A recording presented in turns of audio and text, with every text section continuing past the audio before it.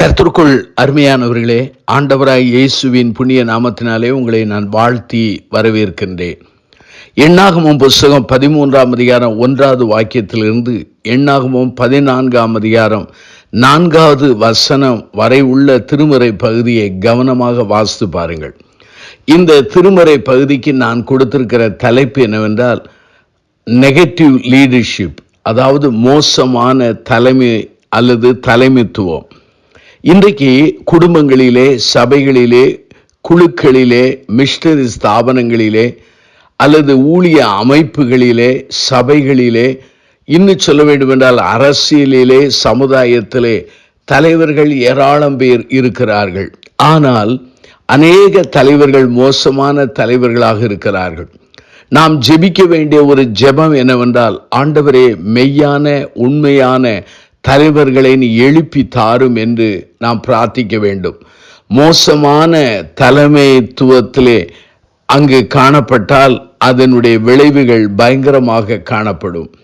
அருமையானவர்களே, இன்றைக்கு நம்முடைய வாழ்க்கையிலே அநேக பிழைகளையும் தவறுகளையும் செய்கிறார்கள், அல்லது அநேகர் பிறர் செய்த தவறுகளிலிருந்து பாடங்களை கற்றுக்கொள்ளுகிறார்கள்.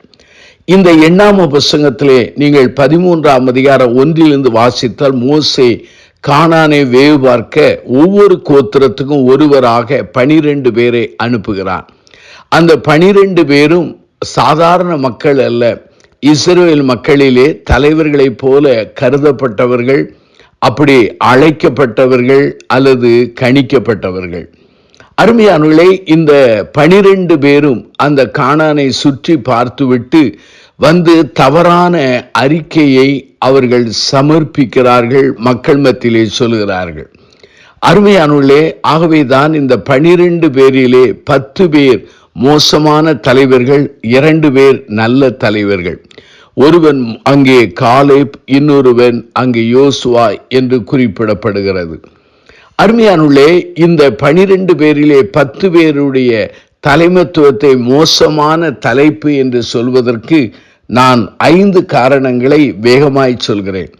முதலாவது, அவர்கள் தங்களுக்கு கொடுக்கப்பட்ட ஆணையை தவறாக புரிந்து கொண்டார்கள். They misunderstood their mandate என்று சொல்லலாம். மோசே அவர்களுக்கு சொன்னான், கானான் தேசம் எப்படி இருக்கிறது என்று சுற்றி பாருங்கள்.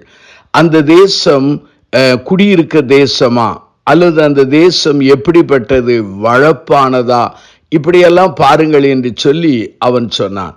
அங்கே எண்ணாம 13ஆம் அதிகாரத்திலே 17 20 வாக்கியங்களிலே காண முடிகிறது. ஆனால் அவர்கள் பார்த்ததை சொல்ல வேண்டும். அவர்கள் என்ன சொன்னார்கள் தெரியுமா? எண்ணாம 13ஆம் அதிகாரத்திலே சொன்னார்கள், அந்த தேசம் பட்சிக்கிற, அந்த தேசமானது தன் குடிகளை பட்சிக்கிற தேசம்.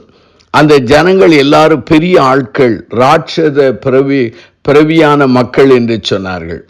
அநேக சமயங்களிலே நமக்கு கொடுக்கப்பட்ட அழைப்பு, கட்டளை அல்லது ஆணையை தவறாய் புரிந்து கொள்ளும் பொழுது நம்முடைய வாழ்க்கையிலே மோசமான தலைமைத்துவம் ஏற்பட்டு விடுகிறது. இரண்டாவதாக, they got focused on the challenges. அவர்கள் ஆண்டவரின் அழைப்பையும் வாக்குறுதியும் நம்பவில்லை. அவர்கள் சந்திக்க போகிற சவால்களை அவர்கள் அதிலே கவனம் செலுத்தினார்கள். பிரியமான சகோதர சகோதரிகளே, தேவனாகிய கர்த்தர் நமக்கு கொடுத்த வாக்குத்தத்தம், அழைப்பு, வாக்குறுதிகளை நம்பாமல் நாம் ஒவ்வொரு நாளும் சந்திக்கிற சவால்களை நாம் யோசித்தால், அதிலே கவனத்தை செலுத்தினால், நம்முடைய வாழ்க்கையிலே சோர்வுகள், பயம் நம்மை ஆண்டு கொள்ள ஆரம்பிக்கிறது. இதை அங்கு நாம் காண முடிகிறது. அவர்கள் சொல்லுகிறார்கள், எண்ணாம 13ஆவது 33 அவர்கள் ராட்சத பிறவியான ஏனோக்கியின் புத்திரர், அந்த ராட்சதரை கண்டோம் என்கிறார்கள். ஆனால் இவர்களுக்கெல்லாம் மேலாக சர்வ வல்லமை படைத்த ராஜாதி ராஜாவாகிய நம்முடைய கர்த்தாதி கர்த்தரை அவர்கள் நம்ப அல்லது எண்ண மறந்து போனார்கள். மூன்றாவதாக, they failed to recognize their potential in God என்று சொல்லலாம். தேவனுடைய திறன், தேவனுடைய வல்லமை, தேவனுடைய வலிமை, அவருடைய மாட்சிமை, இவைகளெல்லாம் அவர்கள் மறந்து போனார்கள். அருமையானவர்களே, ஆண்டவர் அவர்களை ஆச்சரியமாக நடத்தினார். நம்முடைய ஆண்டவர் எப்படிப்பட்டவர்? சர்வ வல்லமையுள்ளவர். ராகாப் என்பவள் இங்க யோசுவா 2:8-11 சொல்கிறார், இதோ அந்த உங்களுடைய தேவன் உங்கள் கரங்களிலே இவர்களை ஒப்பு கொடுத்தார் என்று விசுவாசத்தோடு சொல்கிறார். ஆனால் இந்த 10 வேவுகாரர்களும் ஜனங்களின் இருதயத்தை கரைய பண்ணினார்கள். நான்காவதாக, they failed to understand the contagious effect of the negative report என்று சொல்லலாம். அவர்கள் சொன்ன அந்த தவறான மோசமான தகவல் அறிக்கை என்ன ஆனது? ஒரு தொற்று வியாதி போல இஸ்ரவேல் ஜனங்களை முழுவரையும் அது பற்றி கொண்டது. அருமையானுள்ளே, நம்முடைய வாழ்க்கையிலே தவறான ஒரு வார்த்தை, தவறான அறிக்கை, தவறான போதனை இன்றைக்கு முழு தேசத்தையும் ஜனங்களையும் பற்றி கொள்ளும் என்பதை நீங்கள் மறந்துவிட வேண்டாம். எண்ணாகமம் புஸ்தகத்திலே நீங்கள் 14ஆம் அதிகாரத்தை எடுத்து வைத்துக் கொள்ளுங்கள். அதில் 1வது வாக்கியத்தை பாருங்கள். அவர்கள் சொன்ன தவறான அந்த அறிக்கை தொற்று வியாதியை போல பாதித்ததினாலே எண்ணாகமம் 14:1 சொல்கிறது, அப்பொழுது சபையார் எல்லாரும் கூக்கலிட்டு புலம்பினார்கள். ஜனங்கள் அன்று முழுதும் அழுது கொண்டிருந்தார்கள். வேவு பார்த்து வந்த ஜனங்களின் அறிக்கையினாலே ஜனங்களுக்குள்ளே சந்தோஷம், மகிழ்ச்சி, நம்பிக்கை, விசுவாசம் இல்லை. ஆனால் புலம்ப ஆரம்பித்தார்கள். அது மாத்திரமல்லாமல் 5வது ஒரு குறிப்பு என்ன? they failed to remember God's mighty deeds of the past என்று சொல்லலாம். அதாவது ஆண்டவர் இஸ்ரவேல் ஜனங்களுக்கு எகிப்திலே செய்த அற்புதங்கள், அடையாளங்கள், சிவந்த சமுத்திரத்தை அவர் பிளந்த விஷயமானது, பகலிலே மேகஸ்தம்பம், இரவிலே அங்கே அக்னி ஸ்தம்பம், மன்னா, இதையெல்லாம் அவர்கள் கண்டு ருசித்தாலும் தேவன் தங்களை நடத்தின அந்த விதத்தை மறந்து போனார்கள். எண்ணாம் புஸ்தகம் 14ஆம் அதிகாரம் 11 பாருங்கள்.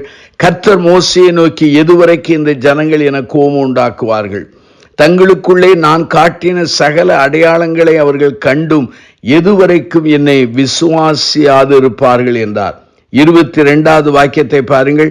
என் மகிமையும் நான் எகிப்திலே வனாந்தரத்தில் செய்த என் அடையாளங்களை கண்டிருந்தும் என் சத்தத்துக்கு செவிவிடாமல் இதனோடு கூட 10 முறை என்னை பரீட்சை பார்த்த மனிதரில் ஒருவரும் என்று சொல்லி 23 சொல்கிறார். அவர்கள் பிதாக்களுக்கு நான் ஆணையிட்டு கொடுத்த தேசத்தை காண மாட்டார்கள் என கோபம் உண்டாக்கினவர்கள் ஒருவரும் அதை காண மாட்டார்கள் என்றார்.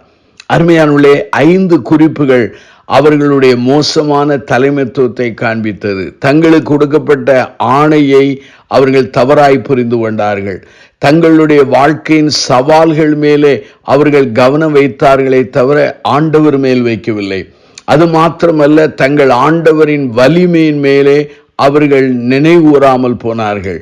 அது மாத்திரமல்ல, தவறான செய்தியை தொற்று வியாதியை போல பரப்பினார்கள். 5வதாக, தங்கள் வாழ்க்கையில் ஆண்டவர் செய்த அந்த மகத்துவமான செயல்களை மறந்து போனார்கள். இவைகள் எல்லாமே தவறான அந்த அருமையான மோசமான அந்த தலைமைத்துவத்தின் அடையாளம். நம்முடைய வாழ்க்கையிலே நம்முடைய தலைமைத்துவம் எப்படி இருக்கிறது? சிந்தியுங்கள், செயல்படுங்கள், அர்ப்பணியுங்கள், பிரார்த்தனை செய்வோம். அன்பின் ஆண்டவரே, இந்த செய்தியை கேட்ட மக்களை ஆசீர்வதியும். சரியான தலைமைத்துவத்திற்கு எங்களை கொண்டு வாரும். தவறான மோசமான தலைமைத்துவத்தில் இருந்தால் அதிலிருந்து விடுபட உதவி செய்யும். இயேசுவின் நாமத்தில் ஜெபிக்கிறோம் பிதாவே, ஆமென்.